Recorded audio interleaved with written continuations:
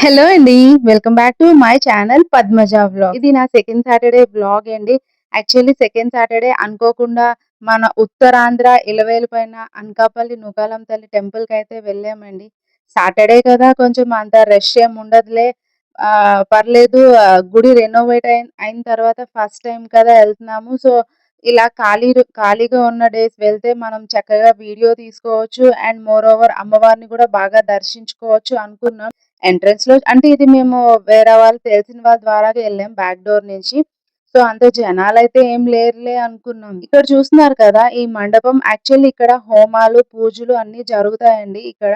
బావుంది కదా! ఈ ప్లేస్ అయితే. అంటే ఏం పూజలు ఏం జరిగినా చక్కగా జనాలు అందరూ కూడా అక్కడ హాల్ దగ్గరకొచ్చి చూడొచ్చనమాట. సో, ఈ ఫీజిబిలిటీ అయితే పెట్టారు. గుడి రెనోవేట్ అయిన తర్వాత గుడైతే చాలా కళకళలాడుతుందండి. ఆర్కిటెక్చర్ అదంతా ఆ గోపురాలు నిజంగా తమిళనాడు సైడ్ ఎక్కువగా గోపురాలు చూస్తాం మనము.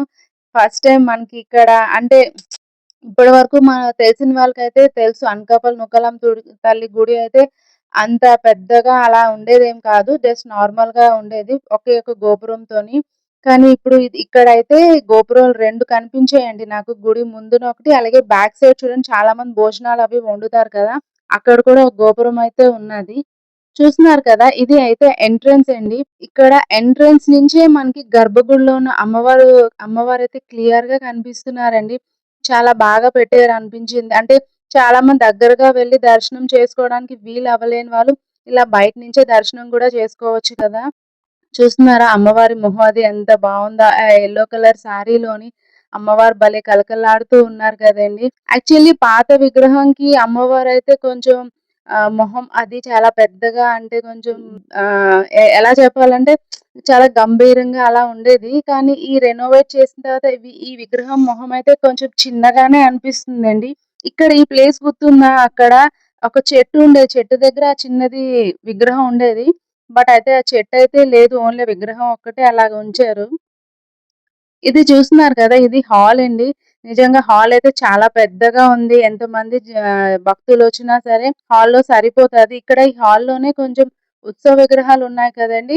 జనాలకి దర్శనం కోసమని ఈ ఎంట్రన్స్‌లో ఈ ఉత్సవ విగ్రహాలు కూడా పెట్టారు. అంటే లోపలికి వెళ్లి దర్శనం చేసుకోవడానికి వీలవ్వలేని వాళ్ళు ఇక్కడ ఉండి చేసుకుంటారు కదా! శ్రీచక్రం అలాగే ముందున కూడా ఒక చిన్న విగ్రహం.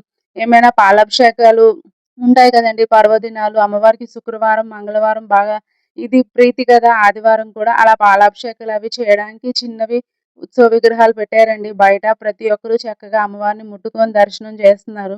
ఇక్కడ హాల్ అన్నాను కదండీ! హాల్ నుంచి కూడా అమ్మవారి విగ్రహం అయితే చాలా క్లియర్‌గా కనిపిస్తుంది. చాలా బాగా రెనోవేట్ చేశారండి. గుడి కూడా చాలా స్పేషియస్‌గా మొత్తం గుడి అంతా ఒక మంచి ఆర్కిటెక్ట్స్‌తో చాలా బావుంది. ఎంతమంది జనాలు ఘటాలతో వచ్చినా సరే సరిపోతుందండి. హాల్ అయితే అంత స్పేషియస్‌గా ఉంది. రెనోవేట్ చేసిన తర్వాత టెంపుల్ అయితే చాలా బావుంది. ఎవరైనా విజిట్ చేయలేని వాళ్ళు ఉంటే ఇక్కడ నా వీడియోలోని అమ్మవారిని చూసి దర్శించుకోండి. ఎంతైనా మన ఉత్తరాంధ్ర ఎలవేలుపు కదా! ఈ అమ్మవారు. ఇక్కడ చూస్తున్నారు కదా! ఈ చిన్న గుడి ఇదేంటంటే మీకు పాత టెంపుల్ ఐడియా ఉందో లేదో పోతురాజు స్వామి చిన్న కమ్మలపాకలో ఉండేది కదా! పోతురాజు స్వామి గుడి. అదైతే ఇక్కడ బయట ఇలా ఓపెన్‌గా పెట్టారండి. అలాగే ఆ పక్కనే ప్రసాదం కౌంటరు. ఏంటి దేవుడిని చూపిస్తూ మధ్యలో ఈ చాక్లెట్‌లు, ఈ బిళ్ళలు చూపిస్తుందా అనుకుంటున్నారా? గుర్తుందా మీకు? మన చిన్నప్పుడైతే ఇలాంటివే ఉండేవి. ఈ చక్రానికి తాడు కట్టి, అలాగే ఆ పిప్పర్‌మెంట్ బిళ్ళలని, ఇంకా ఈ జీడి ఇవన్నీ స్కూలుకెళ్ళే టైంలోని రూ. 1 ఇస్తే ఎంతో ఆశగా ఎళ్లి అవి కొనుక్కునేవాళ్ళం. సో, ఒకసారి ఆ మెమోరీస్ గుర్తొచ్చాయి. మా పిల్లలకైతే చూపిస్తున్నాను. అలా ఆ టెంపుల్ అనకాపల్లి నూకాలమ్మ టెంపుల్ అయిపోయాక పక్కనే అండి అనకాపల్లి తెలుసు కదా! గౌరీ పరమేశ్వర టెంపుల్ అంటారు. యాక్చువల్లీ మెయిన్ టెంపుల్ ఇది కాదు. మెయిన్ టెంపుల్ ఇంకా లోపలుంది. ఇది కూడా రోడ్డు మీద ఈ టెంపుల్ ఉన్నదండి. గౌరీ పరమేశ్వర టెంపుల్.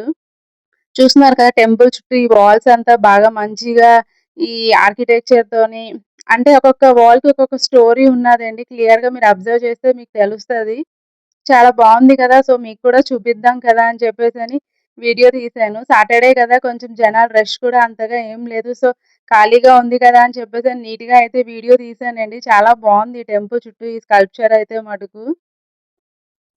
విగ్రహం కూడా చాలా బావుందండి. చక్కగా అంటే గైరమ్మ అంటారు కదండీ! పార్వతీ పరమేశ్వరులు అలా ఉంది విగ్రహం అయితే. చాలా బావుంది. పంతులు గారిని అడిగాను. చూస్తున్నారు కదా! మన కార్తీక మాసంలో గైరమ్మ ఉత్సవాలు చేస్తాం కదా! అలా ఉంది విగ్రహం అయితే. అలాగే చూడండి పైన కూడా చూడండి ఎంత బాగుందో అసలు. చాలా అంటే చాలా బాగుంది టెంపుల్ అయితే. ఫస్ట్ టైం నేను విజిట్ చేయడం అండి. చాలా బాగుంది టెంపుల్. రోడ్డు మీదే ఉంటుంది మనకి. ఆ పక్కనేనండి సీతారాముల పట్టాభిషేకం ఉంది ఇది. నిజంగా అసల బొమ్మల్లా లేవండి. అసలు నిజంగా మనుషులే కూర్చున్నట్టుగా అనిపించింది ఆ విగ్రహాలు చూస్తుంటే నాకు. చాలా బావుందండి అసల. పక్కన ఆ శివాలయం పక్కనే కొంచెం ముందుకి ఈ టెంపుల్ అయితే ఉంది. ఎవరైనా అనకాపల్లి వెళ్ళినప్పుడు అయితే ఖచ్చితంగా విజిట్ చేయండి. ఇక్కడ చూస్తున్నారు కదా! శివధనుస్సు విరిచిన టైంలోని. నా వీడియో మీకెలా అనిపించిందో ప్లీజ్ నాకు కామెంట్ సెక్షన్‌లో చెప్పడం మర్చిపోవద్దు. అలాగే ప్లీజ్ నా ఛానెల్‌ని సబ్స్క్రైబ్ చేసుకోండి. ఇలాగే మంచి మంచి వీడియోస్ అయితే పోస్ట్ చేస్తూ ఉంటాను. Please do subscribe my channel. Thank you.